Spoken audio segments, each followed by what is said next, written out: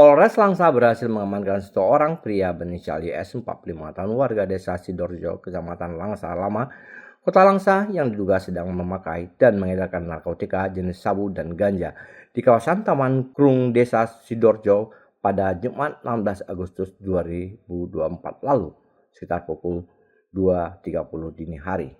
Dari hasil penangkapan tersebut, Polres Langsa berhasil mengamankan barang bukti narkotika jenis sabu sebanyak 11 paket yang dibungkus dengan plastik kecil bening, 5 paket kecil berisi ganja yang dibungkus dengan kertas koran, 1 buah bong alat hisap, 1 buah mancis, 1 buah kaca pirek, uang tunai sebesar Rp405.000, 1 unit HP dan 1 unit sepeda motor Honda Scoopy.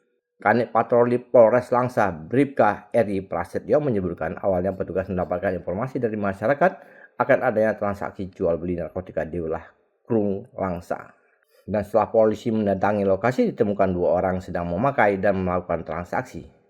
Sadar akan ketahuan, kedua orang tersebut langsung melarikan diri dan meninggalkan alat hisap, bong, dan barang bukti lainnya di tempat.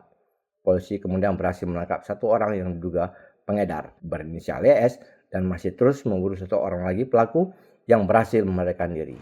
Tim patroli Sat Samapta Polres Langsa berhasil mengamankan 1 orang pengedar inisial YSA dan 1 orang lagi berhasil melarikan diri dalam pengejaran petugas. Demikian. Sampai saat ini Polres Langsa terus berkomitmen untuk meningkatkan patroli dan pengawasan demi menjaga keamanan dan ketertiban terutama menjelang pesta demokrasi di Aceh. Dari Langsa, Selina Vita melaporkan untuk Puja TV Aceh.